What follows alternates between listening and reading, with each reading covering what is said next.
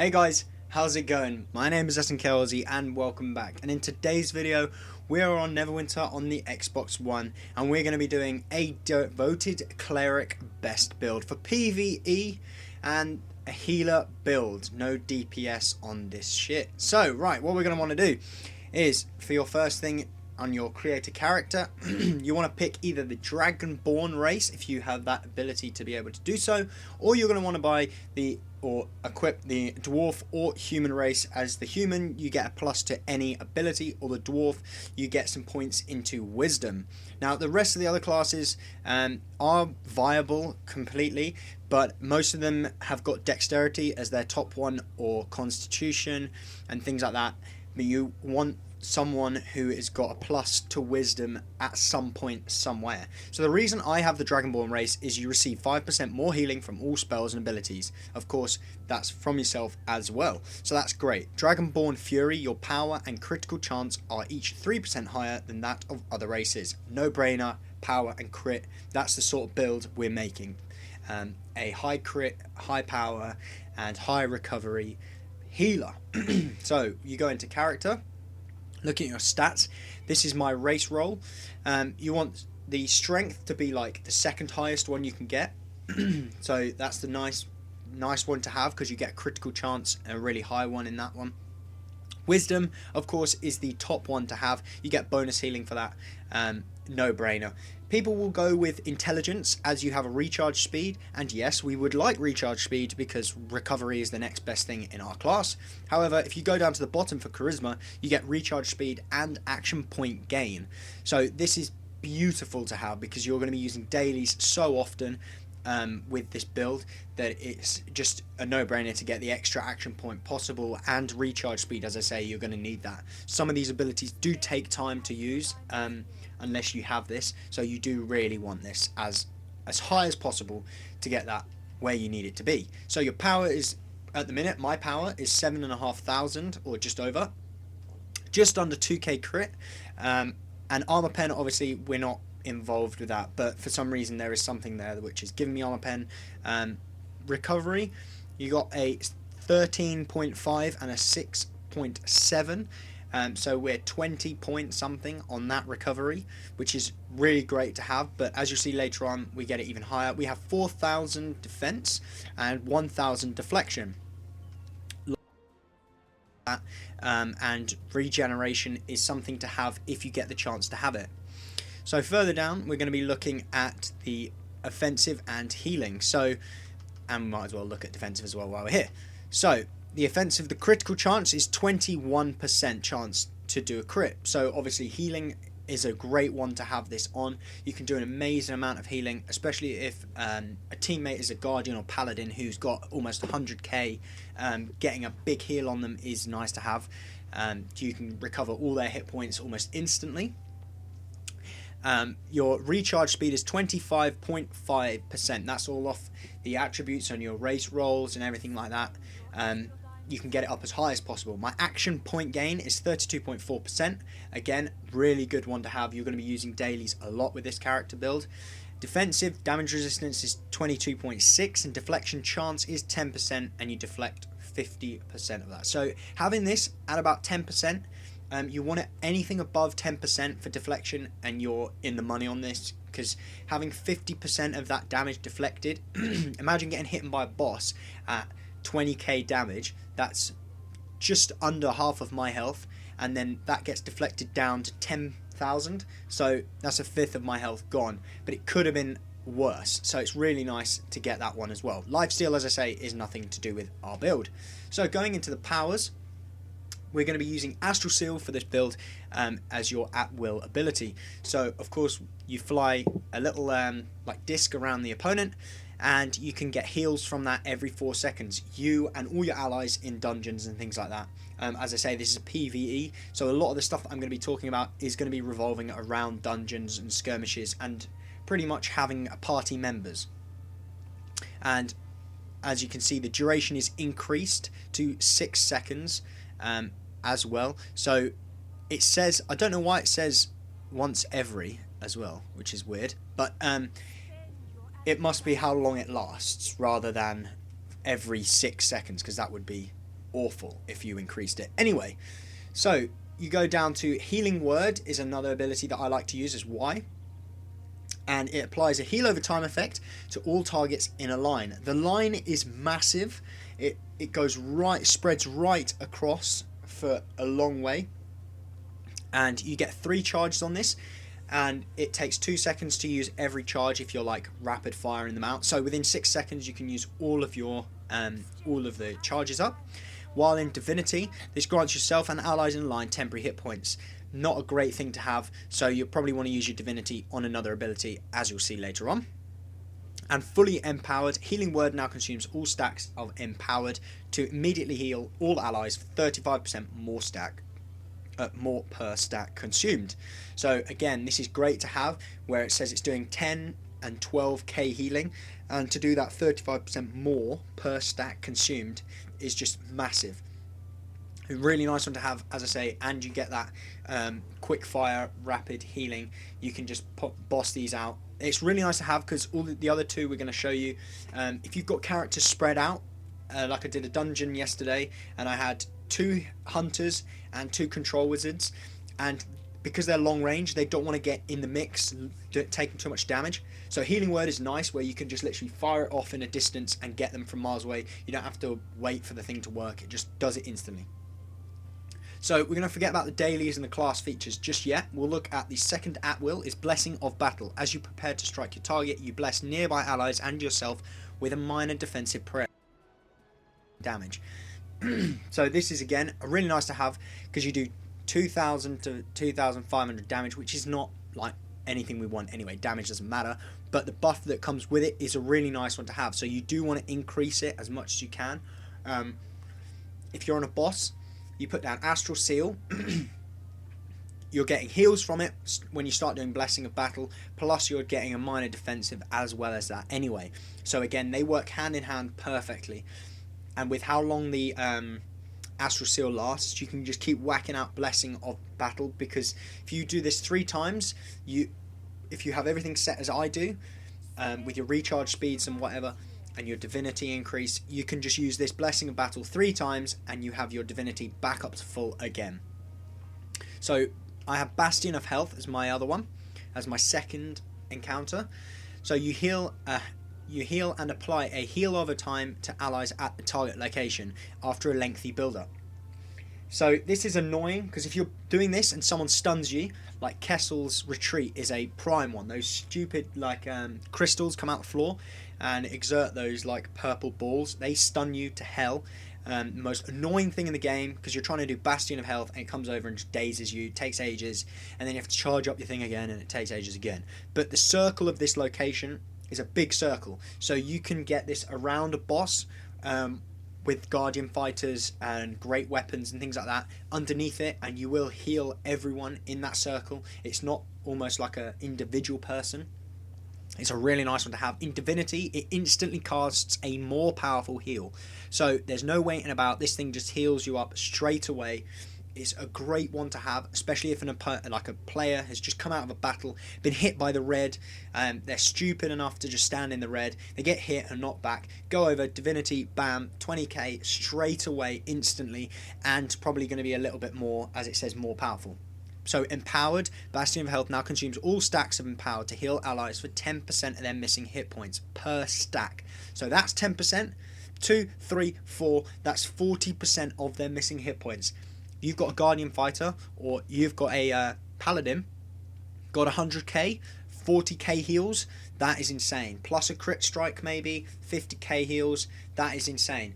Doing that with someone with that much aggro just replens their health by 50% is amazing to have that. I tell you what, it's saved some allies or players that I've been with so many times, it's ridiculous. It is great to have it. You need 4 points in it as soon as you can, purely because it's on a percentage chance of missing hit points. The other abilities don't really have that, and it is your prime heal, and it's a massive circle that it uses anyway. Divine Glow. Deal damage to foes at a target location, reducing the damage resistance of foes who are damaged by 10% for 6 seconds. So you've reduced the enemy's defense resistance, and if you hit a target as an ally, You then grant them a heal over time effect and grant increased damage resistance by 10%. So this is a really nice one to have. I usually enter battles with this as my first thing, because you're increasing the damage resistance of your allies, and most of all reducing enemies. So if you can get rid of enemies quicker, that's better, because then damage overall, and you're increasing your friendly damage resistance, so they can last longer in red zones and general damage anyway. Divinity, it deals damage to foes at a target location, reducing their damage by 5%. So not only have you reduced their damage resistance, but you've also reduced the damage they're giving out, and then when it hits an ally, you increase their damage by 5%. So your allies are now taking more damage and giving out more damage. So this is great for bosses. If it's like the last enemy who's got a lot of health, it's a great one to have. Just drop it. You can basically keep all your allies in the red for as long as possible. And Empowered Divine Glow now consumes all stacks of Empowered to increase the effect radius of Divine Glow by 5 per stack. So I've got this done up 3 times, so it increases that by 15 on top of it, and the radius is 10, so it over doubles the size, so you can pretty much get most people in it, as well as increasing it by 2 seconds per stack, the buffs and debuffs. So the best thing to do, as I say, go into battle with the divinity on this, reduce the damage of opponents and increase your friendly, and then use this, and it increases the time that the buffs do, and it increases the damage resistance of your friendlies, and then you go in with the big heals if they've taken a lot of damage. So the class abilities I use are Holy Fervor, which increases 5% of the action points every time. So I've got this up 3 times, so it goes up to 15%, but it unfortunately is your attacks generate 5%, so it's going to be your at will abilities and Divine Glow which are going to be getting you the most points from this ability. But as I say, action points on this character, you do want them as much as possible, because it will help you with the dailies that I'm going to be showing you in a second. And Anointed Armor. So this class ability is, I like to use this as a, like, you're healing everyone else, you don't want to be ending up healing yourself. That's not the point. The whole point is to heal everyone else. You need to stay alive so that you can heal everyone. So with this, you get 4+ in armor class and 2% in deflection chance. So that's the whole point. You're giving yourself massive amounts of damage resistance, so that if you do get attacked, you don't have to worry about using your biggest heals on yourself. You can just rely on the healing word as you're healing other players to get your health back up to where it was. So this is a really nice ability or class feature to have, as you can just forget about yourself. So the dailies I use are Divine Armor. So cool down an angel, cast a protective ward over allies for a long period of time. While encased in divine power, your allies have enhanced defenses and are granted a proportion of their maximum hit points as temporary hit points. So temporary hit points is a misnomer in this game. Like, a lot of classes give them, but they're not that great, because you either run them down because someone's attacking you, or they run out because you finish your battle and the time is finished and they just disappear. But the damage resistance buff on this is great to have. It is insane, and it lasts for so long. You can, as I like my other daily, you can like wrap up your daily abilities again and again, but with Divine Armor you sort of just get it down and heal. It protects everyone, plus your other damage resistance buffs and their damage resistance. You then no longer need to worry as much about heals. So if you're really getting hammered, just pull that down and it will help you so much. Again, it's like a location. Most of the time it will try and put it on yourself as the center point, but you can move it around as well. So if you're in the middle of it, you can just slide into the center, use it, protect everyone, or you can push it to somewhere if you're worried about someone. But the other one I use is Hallowed Ground, which is the first lot of dailies that you unlock, and it is a absolutely insane one. Damage buff and damage resistance buff, easy enough. Why wouldn't you want that? It's just a no-brainer to have. It's a really nice thing to have with your class. So next one, we're going into features. So toughness, maximum hit points, no-brainer, 3 points, yes please. Greater fortune, your wisdom increases by 3% more healing. Again, no brainer, we're about heals, put all the points into it. Healing action, gain 5% more action points whenever you use a healing ability. So now you've got the two linked. Whenever you do healing ability, you get 5%, and whenever you do an attack, you get extra percentage from that as well. So whatever you do, as long as you are in combat, you are going to be getting action points that just top off your dailies. And with the amount of action point gain you get from charisma as well, and things like that, it just pushes it up even higher. It's so quick to get your dailies. It's a no-brainer. You got to put points into this. I didn't like domain synergy. 5% more recovery. I didn't think it worked that well because you get so much recovery from your gear anyway. There's no need to have it. Holy Resolve. I did use this a lot. Not at 15%, but at 10%, and I just didn't like it because my character is so heavy in the heals. You're most likely not gonna drop below 30% unless you've got like absolutely idiotic allies in your party and they just stand in the red zone. Don't even try and avoid it, and in which case a boss will just whack them for 30k and it will go down to below 30%. But as long as you haven't got idiots in your party, you should be fine. But most of the time, people who play this, who are at this level now anyway, they're not stupid. They do know what to do. So, Initiate of the Faith, your crit stat is increased by 1% of your power stat. So, if you had 10k, you're only going to get 100 to that. So, what's the point? Nobody wants that. 100 points into critical strike is not great. That's rubbish. We don't want that. Just forget it. But Repurpose Soul is a really nice one to have. When one of your heals has a critical effect, the target of that spell disperses a small area around area effect heal, healing you and your allies 15% of the spell's effect. So again, this is amazing because I'm trying to get my crit up. My build at the minute is not end game, of course, but the stats and the feats are totally at the end, so everything that's ready here will be affected at the end. So when you've got a high crit, you're going to be doing extra heals on top of it, and it's going to be dispersed out. Battle wise, 6% less threat. You don't need to. When you're running these huge dungeons and these big skirmishes, the epic ones and whatever, you should have paladins, guardians and great weapons fighters and things like that that take way more aggro than you. If you don't, then you've either got to leave or what, because else this is part of the scheme. Like, you're going to end up healing yourself, and that's not the point. We've not made a build which is a tank. We've made a healer. You can make those with the dwarves and whatever, but that's for another video. So cleanse is a perfect one to have. When you heal an ally, you have a 10% chance to remove a damage over time effect from them, and you can't do this after under 8 seconds. So it recharges every 8 seconds, which is really nice. At 10%, that is a big chance to do that. The amount of times you're doing heals anyway, you're going to be doing this quite a lot. But the damage over time effects are like poison, fire, ice burn, all that sort of stuff. They are great to have to get rid of it. Dungeons, occasionally you'll come across an enemy which will do it, but because of how little they do this damage over time, you can rep them out so quickly. And it affects, when it says once every 8 seconds, it means that target.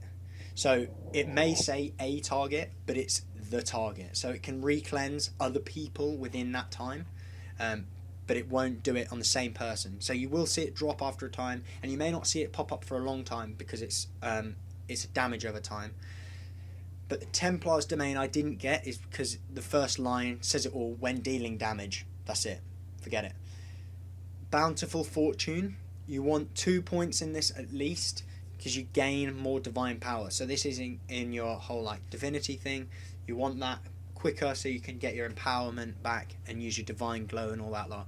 You do want this. So Righteous Paragon Path, we don't want that because that's all PvP. The one we're going for is Virtuous. I have put 5 points in Desperate Restoration because you get 30% more heals if your targets are below 30% HP. So again, if your guy is about to die or your character's about to die or whatever, this becomes 30% more powerful on top of it, so you can get those heals out even quicker. Just a no-brainer, really. Have Faith. Allies who are affected by your heal over time effects have 5% more damage resistance. You could have that one if you didn't want the Desperate Restoration. It would be a a viable one to have as well, because all your healing abilities are heal over time effects.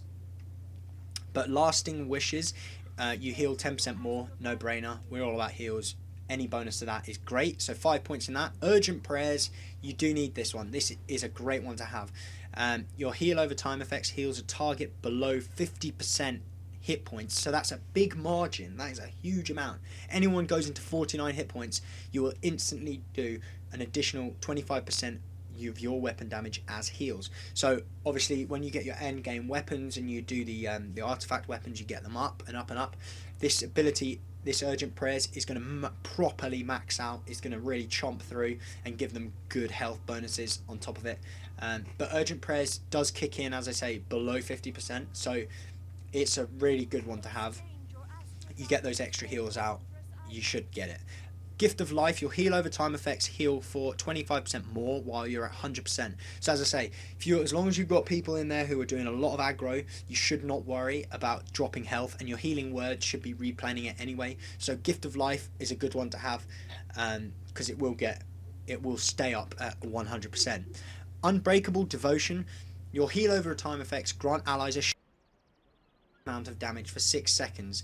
This amount is equal to 50% of your weapon damage. Again, when your artifact weapon gets better, this ability properly breaks through at 50% of your weapon damage. A target may only benefit from this shield once every 20 seconds. However, when you do the ability, I always see it when I use Divine Glow. I put Divine Glow down on one character. As soon as that Unbreakable Devotion hits one character, it spreads and it emits to everyone. It just lights everyone up and it does it to everyone. So not only are you now healing that one person, but this effect then spreads over the other 4 party members. So you're getting, it just does an amazing flat damage resistance of damage or whatever to all the other allies. So you don't have to worry about trying to get everyone in your Bastion of Health or whatever, or trying to get everyone in your line or what to try and get this to work. Doesn't matter, as long as you use an ability. As I say, it does always work with me with Divine Glow, and it just pops up straight away, illuminates everyone. So the next one is Purity. Your heal over time effects have a 10% chance to heal allies for an additional 200%. Why wouldn't you? Heal over time effect, everything's got heal over time. Just, you've got a 10% chance, so every time you use an ability, it has a 10% chance. So you go bang, bang, bang, bang, 200%, and you'll see it. I did the last match, I did see it. 132,000. When some of these abilities fixed in together, my Bastion of Health just pulled through and got me 132,000. The Paladin was about to die, and it went straight back up. Couldn't believe it. Really nice though. Really good to have that extra 200%. So Virtue's Gift is another one you're going to want to put 5 points in. Your heal over time effects heal for 20% more while you are above 75% health. So again, if you've got these two, Gift of Life and Virtue's Gift, you're doing 20% more while above 75. So if you're at 100%, you're doing 25 plus 25, you do 50% more healing when you're at 100%. These two interlink so nicely, but as I say, Virtue's Gift should not drop away. As you're doing your heals, you should be able to just get that. Should keep it up, because you shouldn't drop below 75 unless you're like right in the middle of everything, and in which case you need to get out of there. Cleansing Fire, great one to have. Your damaging encounter powers have a 15% chance to apply a heal over time effect to all allies within 30 of the target. So this is great. When you've got Divine Glow, it's the only one encounter power you have which absolutely suckers off this ability. This is insane. So a 50% chance to your encounter power. When you go in Divinity, you have 3 tries at it. Plus the last one, you have a 4th try. You have 4 tries at 50% chance to heal allies. It affects 350% of your weapon damage. Again, artifact weapon, get it up. Becomes an absolute sucker for this ability. It is insane. The last one you're going to want is Shield of the Divine. When you or an ally within 30 of you takes damage, they receive a heal over time from you, healing for 500% of your weapon damage over 10 seconds. All these abilities, or most of these abilities and feats, are off your weapon damage. The better your weapon gets, the better it will be. It's just like a positive feedback from these feats, which is really nice. And then it says, additionally, Healing Word, Bastion of Health, and Divine Glow, all three we use, no longer directly heal allies, and instead apply a heal over time to affected allies for double the amount over 12 seconds. Again, this is insane. It's not only increasing the amount of heals that you're doing, but it also makes sure that you are doing a heal over time. So all of these things which have said heal over time, they all do them anyway, but it just makes sure that they don't have like when you go in Divinity and use Bastion of Health, it doesn't make it instant. It does come in line with this Divine. So the boons are the last thing. I haven't got any of the boons purely because I've been using like a lot of the dungeons and trying to get as much gear out of it as possible. But we'll go through the Tyranny of Dragon quickly anyway. So I'm going to have power over hit points. You're going to have crit strike over deflection. You're going to have defense over armor pen, regen over lifesteal, and these ones you're probably going to want maybe increased crit severity, because as long as you get the crit up, that's nice. The other ones, incoming healing, you don't need incoming healing because obviously you're always going to be putting them out. And companions, pick whatever companions you want. I use the defense one at the minute purely because he takes a lot of aggro in dungeons, and then all the little mobs go towards him rather than me. Protects myself even more. Anyway guys, if you've enjoyed this video, hit that like button. I hope it's helped you for some of you guys who are a bit stuck at what to do. Leave a comment if you've got any questions. Subscribe for the channel for more stuff just like this, and I will see you next time.